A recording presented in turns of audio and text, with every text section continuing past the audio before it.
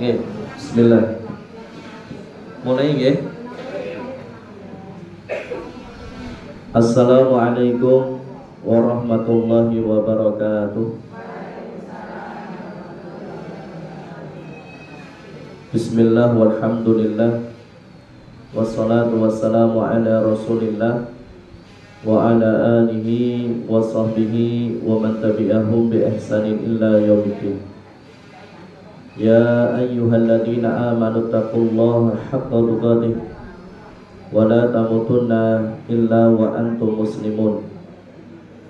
Alhamdulillah, jamaah yang dirahmati Allah Subhanahu wa taala, kembali kula panjenengan dipertemukan di majelis yang dimuliakan, yaitu menika majelis ilmu dalam rangka tafaqquh fiddin, thalabul ilm, yang mana merupakan kewajiban atas kula panjenengan selaku muslim dan muslimah, sebagaimana yang disampaikan Rasulullah sallallahu alaihi wasallam, thalabul ilmi fardhatun ala kulli muslim. Dan alhamdulillah Allah Subhanahu wa taala pertemukan kita di tempat yang semoga senantiasa diberkahi Allah Subhanahu wa taala ini. Lan mugi kula panjenengan sami juga senantiasa dirahmati dan diberkahi Allah Subhanahu wa taala.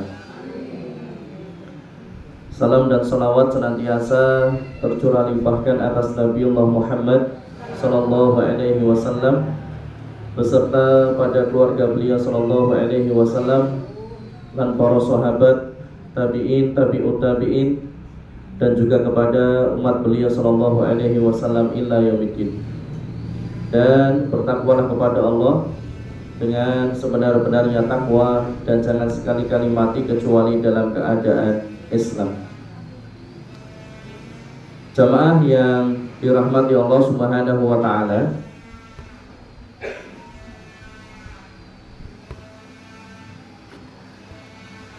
beberapa menit ke depan, beberapa waktu ke depan kita akan mengulangi dari pertemuan yang pertama secara ringkas, dan ini pertemuan yang kedua nanti akan ada penambahan materi. Jadi supaya kalau yang baru hadir di pertemuan kedua ini tahu apa yang disampaikan di pertemuan yang pertama, supaya nanti nyambung gitu. Tapi sebelumnya panjenengan kabarnya sehat? Alhamdulillah. Kalau ada yang sakit keluarganya, kita doakan ya, Allahumma rabbanas adhibil ba'sa washfi wa anta syafil la shifaa illa shifaa'u shifaan la yughadiru saqaman. Semoga Allah angkat penyakitnya, semoga Allah berikan kesabaran yang dengannya memperoleh pahala yang ghairi hisab, yang dengan kesabarannya semoga Allah ampuni dosa-dosanya, la ba'sa tahurun insyaallah. Semoga diberikan kesembuhan yang terbaik, sehat walafiat ya, dan semoga kula panjenengan diberikan pula kesehatan, bukan sekedar sehat tapi walafiat, sehat di atas ketaatan kepada Allah Subhanahu wa taala. Baik, jamaah yang dirahmati Allah Subhanahu wa taala, di pertemuan yang pertama materinya yaitu penghalang jalan kebaikan. Gitu ya. Penghalang jalan kebaikan. Waktu itu saya sampaikan bahwasannya Nabi Ibrahim alaihissalam mendapatkan perintah melalui melalui mimpi. Ya, saya ulangi, Nabi Ibrahim alaihissalam mendapatkan perintah dari Allah Subhanahu wa taala melalui mimpi, dan mimpinya Nabi itu kan wahyu. Mimpinya adalah menyembelih Ismail, yang tak lain adalah anak pertamanya atau anak sematawayang kala itu, yang sudah ditunggu-tunggu sekian lama. Nabi Ibrahim alaihissalam berdoa, Rabbi habli minas sholihin. Kemudian Allah kabulkan, lahirlah Ismail dari istri yang kedua, yaitu Hajar. Nanti setelah peristiwa penyembelihan, nanti lahirlah Sarah, dari rahimnya Sarah yaitu Ishak. Ismail jadi nabi, Ishak jadi nabi. Makanya Nabi Ibrahim alaihissalam itu mendapatkan julukan atau gelar Abul Anbiya, ya, bapaknya para nabi. Nah jamaah yang dirahmati Allah, berarti Ismail sama Ishak tuaan mana? Tuaan Ismail, karena yang lahir duluan adalah Nabi Ismail alaihissalam. Nah karena mimpi Nabi itu wahyu, maka ketika Nabi Ibrahim alaihissalam mendapatkan mimpi untuk menyembelih Ismail, maka ya harus sami'na wa ata'na. Ini perintahnya Allah. Allah kepengen menguji. Ayo sekarang buktikan kamu ini lebih cinta Allah atau cinta anakmu. Walau kemudian nanti kan Allah itu, kalau dalam bahasa kita apa ya Bu ya, ngeprank gitu ya, atau memberikan dengan hikmahnya Allah Subhanahu wa taala, pada akhirnya tidak jadi Ismail disembelih tapi ditukar atau ditebus dengan domba, kambing. Sehingga nanti dari situlah asal muasal dari ibadah kurban. Nah jamaah yang dirahmati Allah Subhanahu wa taala, akhirnya kemudian Nabi Ibrahim alaihissalam menyiapkan pedangnya atau menyiapkan goloknya, bergegas untuk mendatangi Ismail. Karena kala itu Ismail tidak tinggal bersama Nabi Ibrahim. Hajar dan Ismail itu ditinggal di Masjidil Haram, ya, ditinggal di Masjidil Haram. Nah jamaah yang dirahmati Allah Subhanahu wa taala, pertengahan jalan, ya, perjalanan dari rumahnya Nabi Ibrahim alaihissalam menuju ke Ismail, yang kala itu Ismail balaghu sa'ya, sudah berusia remaja, muda belia, yang sudah diharapkan menjadi penerus kenabian dari Nabi Ibrahim alaihissalam. Ternyata kala Nabi Ibrahim diperintahkan Allah untuk menyembelih anaknya Ismail, kemudian berjalan keluar rumah menuju ke Ismail, dihadanglah oleh setan. Ya, yang pertama Nabi Ibrahim alaihissalam dihadang oleh setan. Apa tugasnya setan? Itu tadi. Tugasnya setan la'aqudana lahum siratal mustaqim. Tugasnya setan itu yang menyesatkan manusia dari jalan yang lurus. Pokoknya setan itu nggak seneng nek jenengan lurus-lurus wae.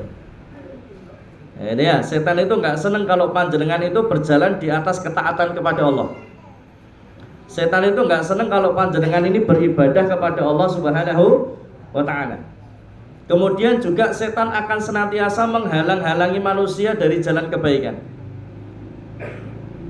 Bahkan setan ini akan mendatangi manusia dari manapun arahnya. La'atiyanahum min baini aydihim wa min khalfihim wa min aymanihim wa min syama'ilihim wa la yazidu aktsaru syakirin. Kalau panjenengan ini akan diganggu oleh syaitan, akan digoda dari arah depan, belakang, kanan dan kiri. Loh Pak Ustadz kok atasnya enggak? Nah, kalau atas kan ini jalur hidayah Bu, ya. Jalur hidayahnya Allah, jalur taufiknya Allah ini dari atas. Kok tidak dari bawah? Karena bawah itu kematian, ya. Tanah, ya, kematian. Artinya ya kalau sudah mati nggak bisa digoda Bu. Maka bisa yang goda dari arah depan, samping kanan, samping kiri dan belakang. Walau kemudian ada penjelasan ulama, ya, penjelasan ulama bahwasannya pulau panjenengan itu digoda dari depan, maksudnya adalah pulau panjenengan akan dibikin ragu tentang adanya Allah, tentang adanya surga dan neraka. Pulau panjenengan akan dibikin ragu dengan adanya akhirat, ya. Nah, orang-orang yang terpengaruh nanti mereka tidak akan mempercayai kehidupan akhirat. Mereka menganggap hidup ini ya cuma di dunia, sudah mati selesai sudah. Tapi kalau panjenengan orang-orang beriman meyakini bahwasanya setelah kehidupan dunia itu nanti kita akan memasuki kehidupan akhirat. yang nanti pada ujungnya adalah surga atau neraka. Insya Allah kalau saya lihat wajah-wajah jamaah di sini nih pasurian ahlul jannah sedaya niki. Amin, masya Allah. Kita soleha kabeh itu ya, masya Allah. Karena sebaik-baiknya perhiasan adalah mar'atus salihah. Nah, jamaah yang dirahmati Allah Subhanahu wa taala, itu dari depan. Ada nggak orang yang nggak percaya dengan akhirat? Ada. Ada nggak orang yang nggak percaya dengan surga neraka? Ada. Bahkan ada yang mengatakan, kok bisa percaya karo surga, apa wis tau mlebu surga? Ini ya. Gitu ya. Nah, jamaah yang dirahmati Allah Subhanahu wa taala, kemudian kula panjenengan digoda dari arah belakang. Maksudnya apa? Kula panjenengan akan dibikin hubbud dunya. Apa hubbud dunya? Cinta dunia. Namanya penyakit wahan. Sanes wahing lo ya. Wahan. Apa itu wahan? Hubbud dunya wa karahiyatul maut. Orang itu kalau sudah cinta dunia, maka bakalnya mesti takut mati. Karena kematian itu meninggalkan dunia. Yang namanya orang cinta dunia, ya pengennya nggak mau pisah dengan dunia. Tapi apalah kata, kullu nafsin dha'iqatul maut. Sepanjang-panjangnya umur manusia, ya tetap akan mati. Orang kaya mati, orang miskin mati, pejabat mati, rakyat biasa mati, jamaah, ustadz, oh ya Allah, ya. Mati semua kita ini nanti ya. Kullu ummatin ajal. Setiap kula panjenengan itu ada masanya. Nek corone barang niku ada yang namanya expired, ya. Lah kula panjenengan juga dibikin hubbud dunya, sampai kemudian apa? Tersibukkan dengan dunia, kerjane mempeng, nyambut gawene mempeng, tetapi lupa ibadah, melalaikan hak-haknya Allah Subhanahu wa ta'ala, melalaikan kewajibannya. Wa ma khalaqtul jinna wal insa illa liya'budun. Kewajibannya kula panjenengan nggih menika napa? Beribadah kepada Allah, muwahhid, mentauhidkan Allah Subhanahu wa ta'ala. Qul inna sholati wa nusuki wa mahyaya wa mamati lillahi rabbil alamin. Ibadah yang mana ibadahnya ini diniatkan hanya untuk Allah Subhanahu wa ta'ala. Ya, termasuk panjenengan menghadiri majelis ilmu kan niatnya karena Allah ya. Insyaallah diberikan pahala yang sempurna. Amin Allahumma amin. Langkah kakinya panjenengan hadir di majelis ilmu ini, man salaka tariqan yaltamisu fihi ilman sahalallahu lahu bihi tariqan ilal jannah. Insyaallah akan digantikan Allah jalan kemudahan menuju surga. Amin. Nah, jamaah yang dirahmati Allah, kemudian digoda dari arah kanan, yaitu kula panjenengan akan dibikin apa? Akan dibikin males atau menunda-nunda amal. Ya, males atau menunda-nunda amal, menunda ibadah, menunda amal. Kalau corone salat niku salatnya di akhir-akhir. Ya, duhur mepet, asar mepet, maghrib mepet, isya nek ngelilir, ya subuh, wah ada ya, subuh dijamak dengan duha, ya. Atau sukanya menunda-nunda amal, menunda-nunda tobat, alah mengkowelah, ya. Kemudian digoda dari arah kiri, kula panjenengan atau setan akan menghiasi yang namanya kemaksiatan. Sehingga kemudian kemaksiatan itu nampak nikmat, nampak indah, nampak lezat. Contoh misalkan riba. Riba itu nama lainnya apa? Yang indah, bunga, ya toh? Padahal ya riba. Tapi kan tidak mungkin dengan kata riba. Ya, akhirnya kemudian diganti dengan bunga. Ya. Nah, jamaah yang dirahmati Allah Subhanahu wa ta'ala, kemudian Nabi Ibrahim alaihissalam ketika digoda supaya tidak jadi mentaati Allah, supaya tidak jadi menyembelih Ismail, maka kemudian Nabi Ibrahim alaihissalam mengambil batu dan kemudian melempari setannya itu 7 kali dengan batu. Maka nanti peristiwa ini terjadi di sekitar Jumroh Aqobah. Nah, itu ya, Jumroh Aqobah. Kemudian setan rupanya tak kehilangan akal, Bu. Nek Nabi Ibrahim reso dipengaruhi, maka kemudian setan tidak berputus asa. Ya, tidak berputus asa, la tai'as, tidak berputus asa. Maka kemudian apa? Setan datang merayu Hajar. Ya, merayu Hajar selaku ibunya Ibrahim ya. Selaku ibunya Ismail. Maka kemudian Hajar pun tidak memperdulikannya. Hajar mengalahkan syaitan dengan melakukan hal yang sama dilakukan oleh Nabi Ibrahim alaihissalam. Yaitu apa? Melempari setan dengan batu sebanyak 7 kali di Jumroh Wusta. Kemudian setan tidak menyerah lagi. Ibrahim dipengaruhi tidak bisa, Hajar dipengaruhi tidak bisa. Akhirnya jalan yang terakhir mempengaruhi Ismail agar tidak mau dikorbankan ayahnya. Tapi ternyata Ismail pun juga teguh pada pendiriannya. Sami'na wa ata'na. Maka kemudian Ismail juga menimpuki atau melempari setan dengan batu sebanyak 7 kali di Jumroh Ula. Nah, ini asal muasal dari lempar jumroh, ya. Asal muasal dari lempar jumroh.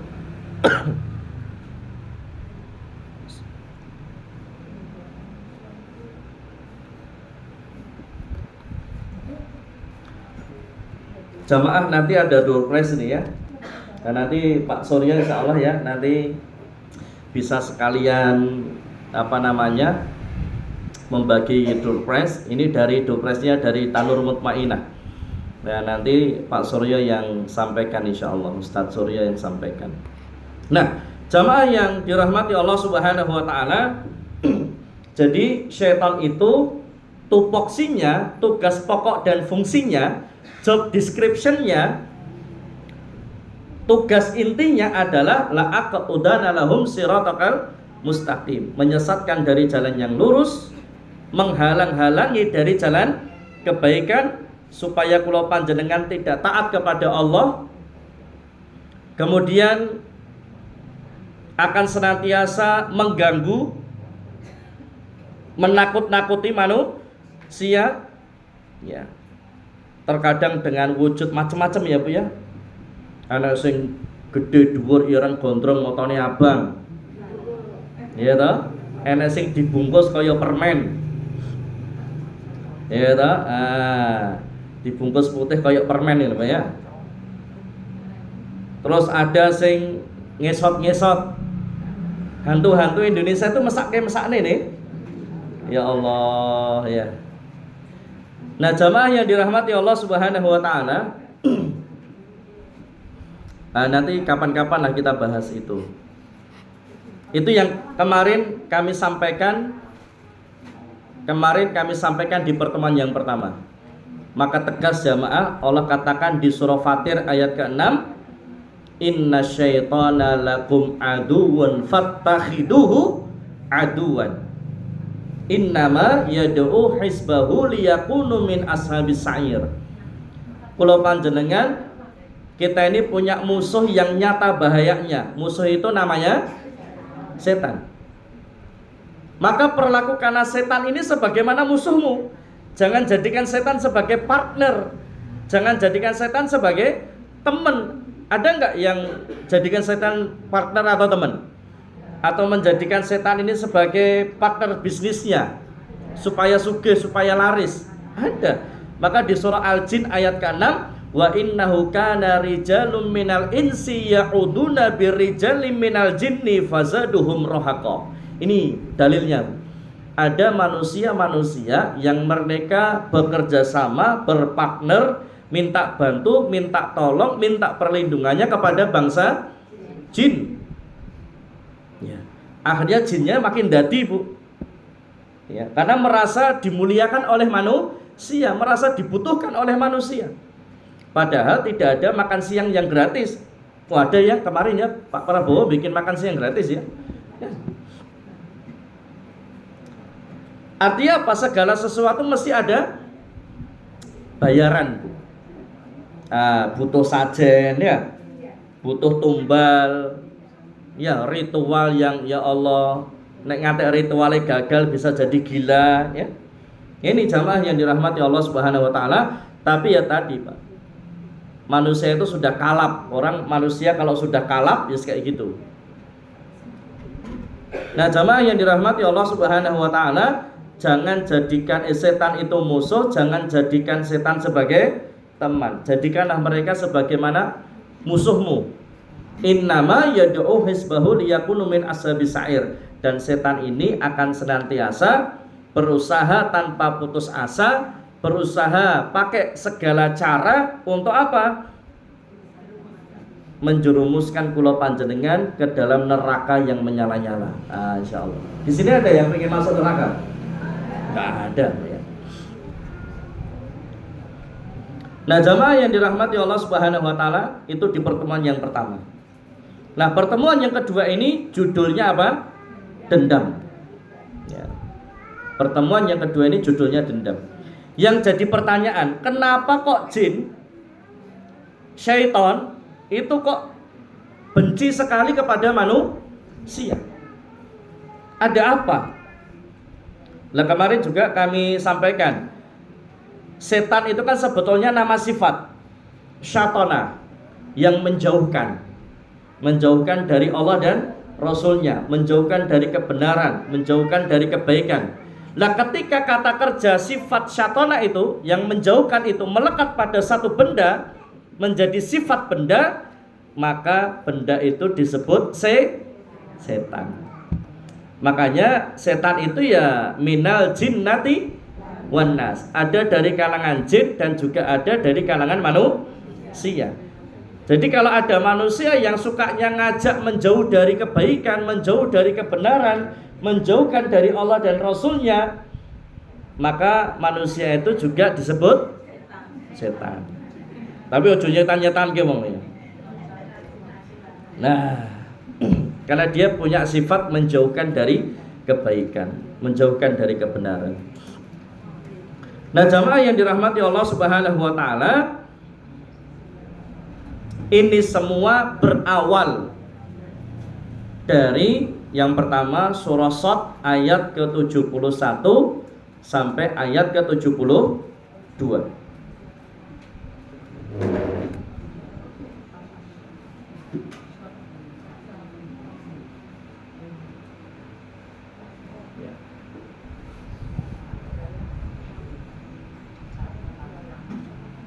Surah Shad ayat ke berapa? 71, 72. Ini berbicara tentang penciptaan manusia. Mohon maaf ya, tulisannya dokternya ini ya. Allah Subhanahu wa taala berfirman, "Iqala rabbuka lil malaikati inni khaliqun bashar." Allah Subhanahu wa taala berkata kepada para malaikat, sesungguhnya ini rencananya Allah, aku akan menciptakan manusia. Apa bahan penciptaan manusia? Mintin, dari tanah.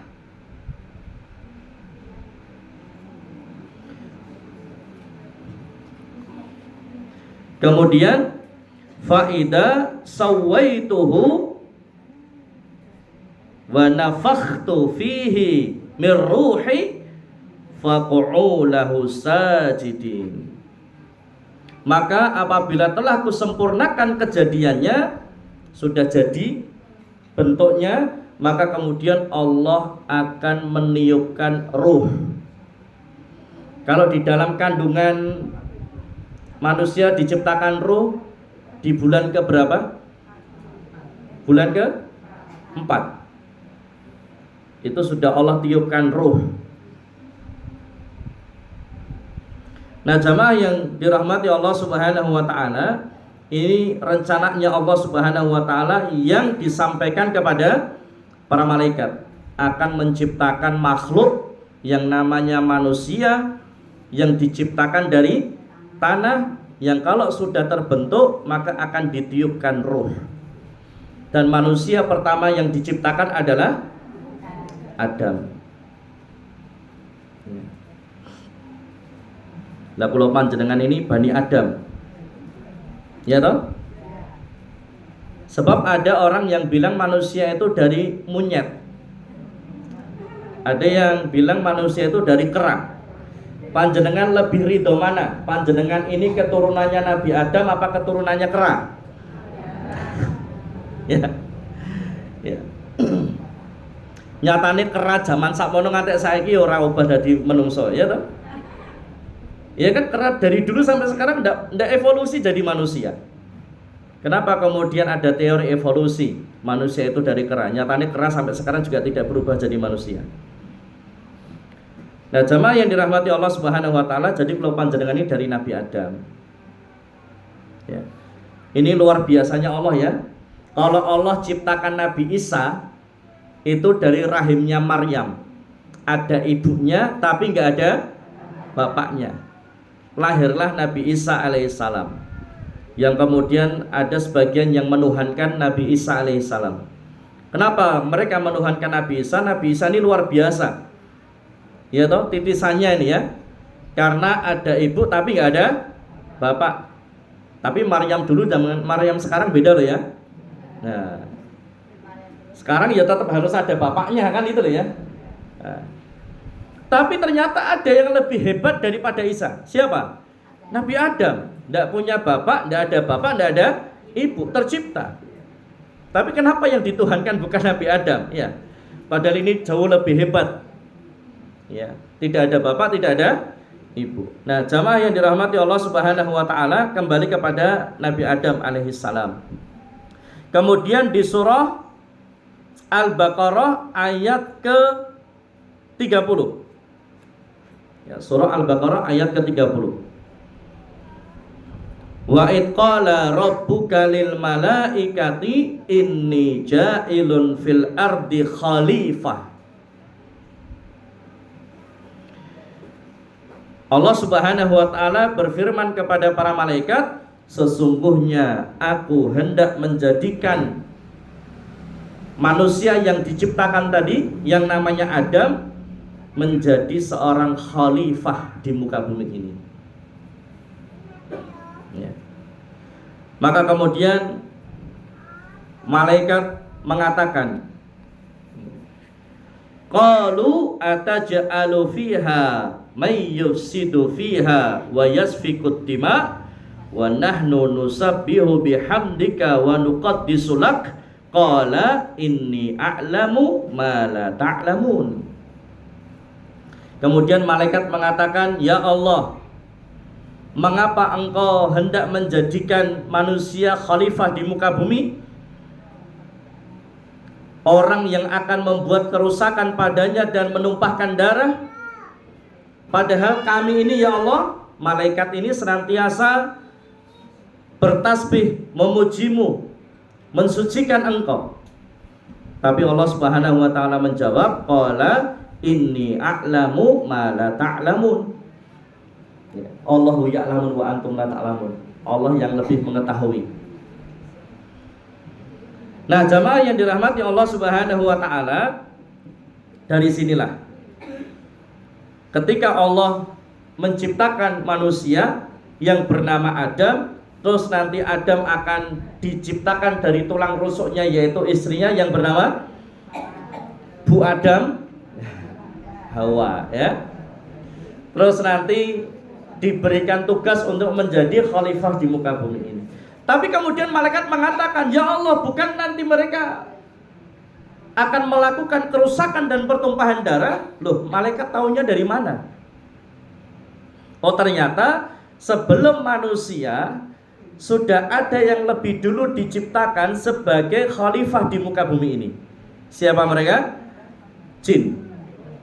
Makanya di firman Allah, wa ma khalaqatul jinna wal insa illa liya'budun. Allah ciptakan jin dan manusia. Jin dulu yang disebutkan.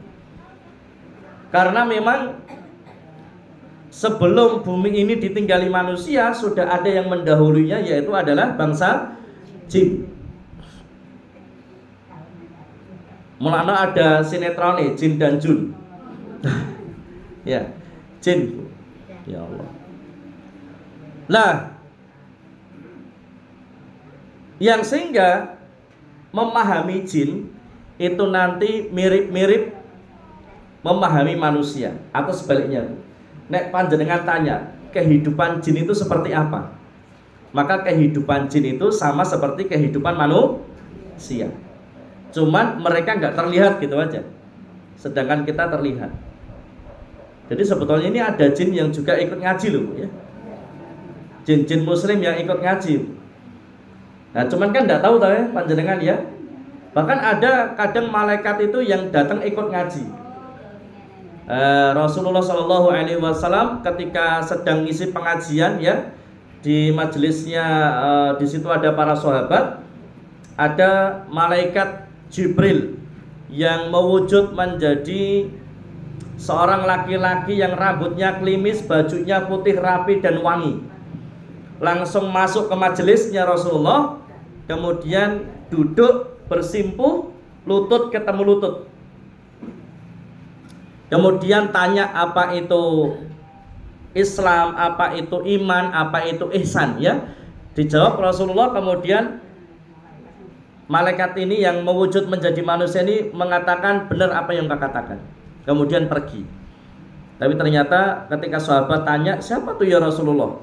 Kok ujuk-ujuk nyelonong masuk di majelis, kemudian tanya, dibenarkan sendiri, terus pergi.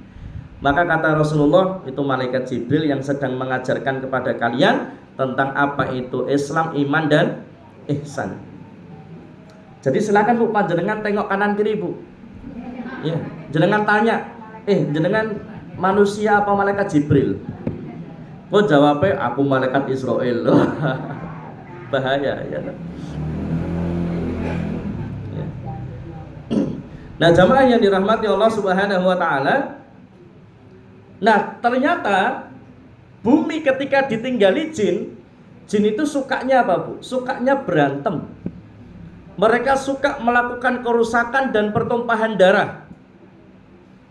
Sampai pada akhirnya Allah perintahkan kepada malaikat untuk memerangi jin yang melakukan kekufuran tadi di bumi itu.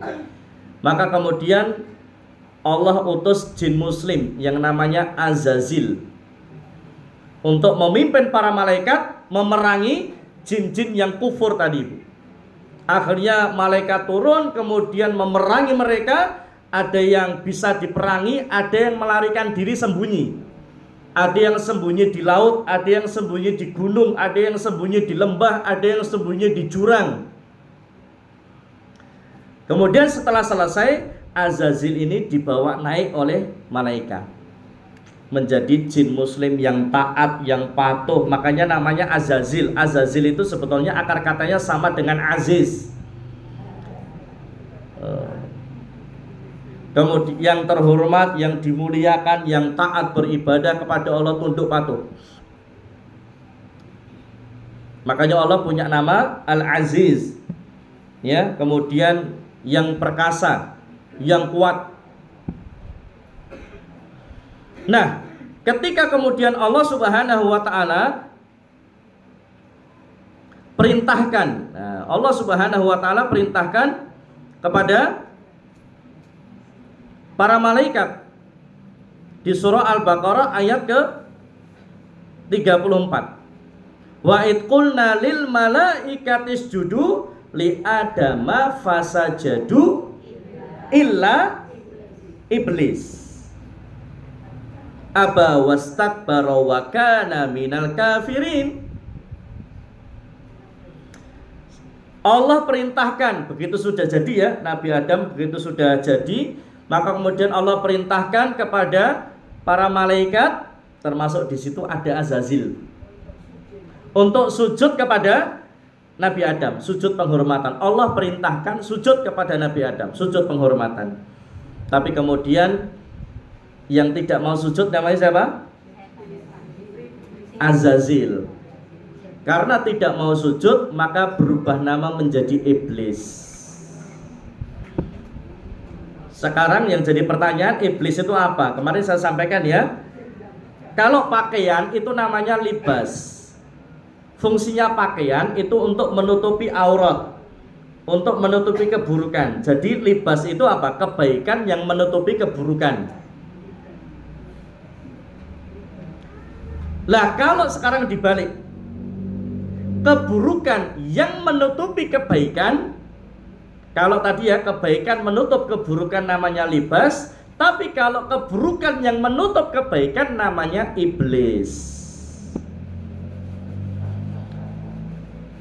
Dari yang awalnya Azazil, yang dimuliakan, yang terhormat, yang tunduk, patuh, taat kepada Allah, tapi karena tidak mau sujud kepada Nabi Adam, tidak mau mentaati perintahnya Allah, maka langsung diganti namanya menjadi iblis.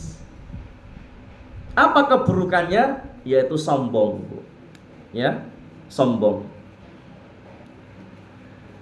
Dan kemudian Allah masukkan iblis itu tadi termasuk golongan orang-orang yang kafir, ya, termasuk golongan orang-orang yang kafir. Maka kemudian jamaah yang dirahmati Allah Subhanahu wa taala, itu pun Allah masih bertanya, ya. Itu pun Allah masih bertanya kepada iblis, kenapa kok kamu nggak mau sujud, gitu loh ya. Kenapa kok kamu nggak mau sujud? Ternyata dijawab oleh iblis di surah Al-A'raf ayat ke-12. Allah abadikan perkataannya iblis di surah Al-A'raf ayat ke-12. Ana khairu minhu khalaqtani min nar wa khalaqtahu min tin. Karena aku ini ya Allah lebih baik daripada Adam. Khalaqtani min nar wa khalaqtahu min tin.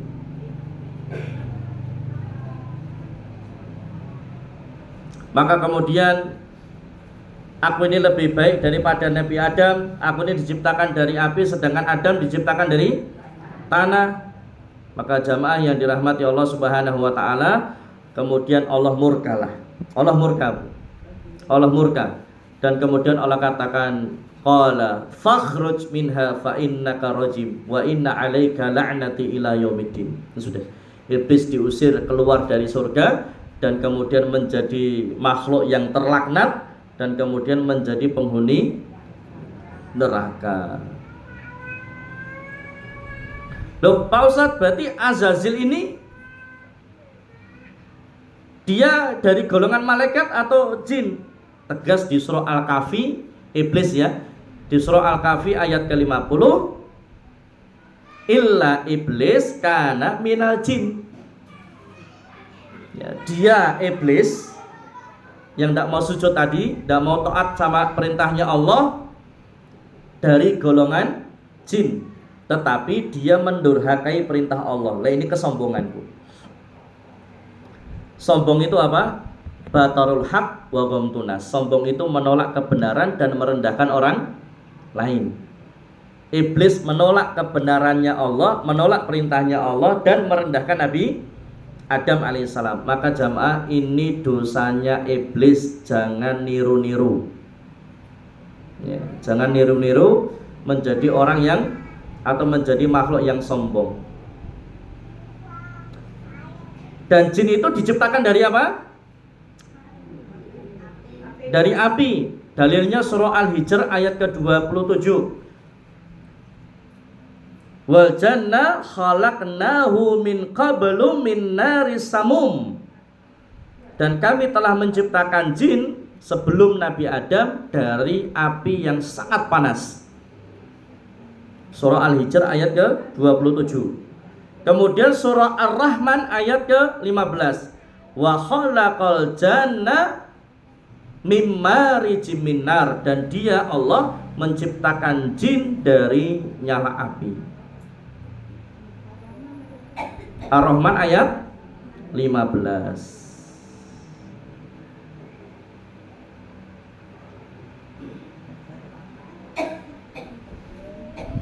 Nah, jamaah yang dirahmati Allah Subhanahu wa taala, karena kemudian iblis diusir dari surga. Dilihat tadi ya di surah Al-A'raf ayat ke-27, ketika kemudian Allah mengeluarkan iblis dari surga, maka kemudian iblis minta apa? Minta ditangguhkan sampai hari kebangkitan, sampai hari kiamat. Iblis minta ditangguhkan. Untuk apa? Ya tadi, la'aqudana lahum siratakal mustaqim, untuk kemudian menyesatkan manusia dari jalan yang lurus, menghalangi kebaikan. Maka di surah Al-A'raf ayat ke-27 langsung dimulai iblis menggoda Nabi Adam alaihissalam. Menggoda Nabi Adam alaihissalam. Nanti panjenengan silahkan buka mulai dari surah Al-A'raf ayat ke-11 sampai turun terus.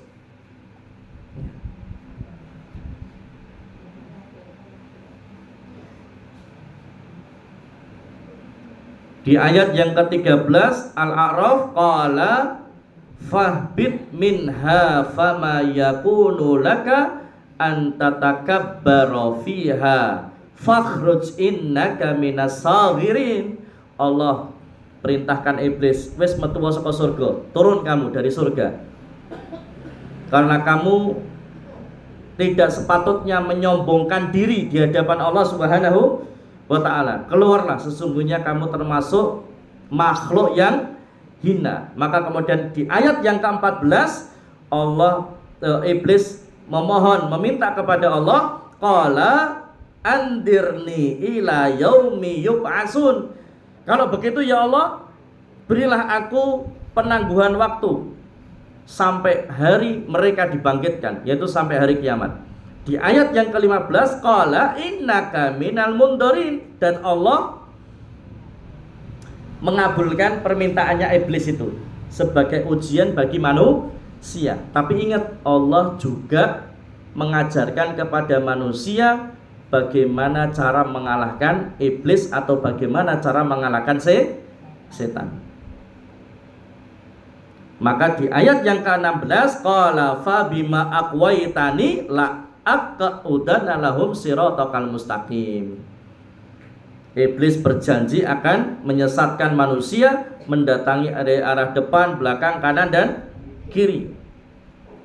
Di ayat yang ke-18 qala fakhruj minha mad'uman madhura laman tabi'aka minhum la amla anna jahannam minkum ajma'in.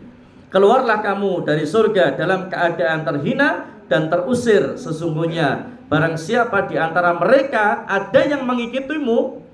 Manusia kalau sampai mengikuti iblis, manusia kalau mengikuti setan, maka mereka juga akan bersamanya di neraka. Ini jamaah yang dirahmati Allah Subhanahu wa ta'ala. Jadi apa? Dendam yang sangat membara. Iblis dikeluarkan dari surga, dilaknat, ya, kemudian dimasukkan ke dalam neraka khalidina fiha abada, selama-lamanya kekal abadi. Maka kemudian iblis ingin menunjukkan, ya Allah, berikan aku tangguh. Untuk apa? Ya, balas dendam kepada manusia. Dan iblis akan membuktikan bahwa akulah sang pemenangnya. Nah, gitu ya. Artinya apa? Menangnya iblis manakala mampu memasukkan, mendorong, menggiring manusia masuk ke neraka. dengan api yang menyala-nyala. Terakhir jamaah yang dirahmati Allah Subhanahu wa taala, sebelum nanti pembagian door prize. Makanya kula panjenengan jamaah yang dirahmati Allah Subhanahu wa taala, sebisa mungkin menjadi orang yang afina anin nas. Menjadi orang yang jangan punya dendam, tapi mudah memaafkan kesalahan orang lain. Ingat ya, dosanya iblis dua ini. Yang pertama sombong, batarul haq wa ghamtunas, menolak perintahnya Allah, menolak kebenaran dan merendahkan orang lain. Yang kedua adalah pendendam. Maka di surah Ali Imran ayat ke-134 Allah Subhanahu wa taala sampaikan untuk kula panjenengan diperintahkan apa? Jadilah orang-orang yang menafkahkan hartanya di jalan Allah, baik di waktu lapang ataupun sempit. Alladzina yunfiquna fis sarai wad dara wal kadhiminal ghaidha wal 'afina 'anil nas. Jadilah orang-orang yang bisa menahan amarah. Ojo emosian, ojo gampang nesu, ojo sidik-sidik nesu. Di sini ada enggak ibu-ibu sing galak? Sing senengane nesu ada enggak? Sing senengane nesu biasanya bapak-bapak apa ibu-ibu? Bapak-bapak ya Pak ya? Bapak-bapak. Sing nesu bapak-bapak itu ya. Bapak-bapak galak-galak ya. Ya, insyaallah ya. Tahan emosinya, la taghdab walakal jannah. Tahan amarahmu, tahan, jangan diledak-ledakkan, jangan diluapkan, maka bagimu surga. Kemudian afina anin nas, jadilah orang yang mudah memaafkan kesalahan orang lain. Ya, ini jamaah yang dirahmati Allah Subhanahu wa taala. Insyaallah yang berikutnya nanti pembagian repres. Kemudian jamaah mulai pekan depan kalau ada yang kepingin minta diruqyah, nanti setelah kajian seperti ini boleh. Ya, setelah kajian seperti ini boleh. Bahasanya bukan minta, apa ya, jenengan konsultasi saja. Nanti kalau saya menghendaki, yuk Bu, jenengan diruqyah sekarang, mau ndak? Jadi jenengan kok mau ini ya, pekan depan ya. Pekan depan ya. Jadi jenengan konsultasi, kemudian saya tawarkan supaya jenengan ndak minta, tapi saya yang menawarkan. Begitu jenengan siap, langsung ruqyah di sini seketika itu. Ya toh? Tapi syaratnya aja gulung-gulung ya. Gulung-gulung tak tinggal mulih loh.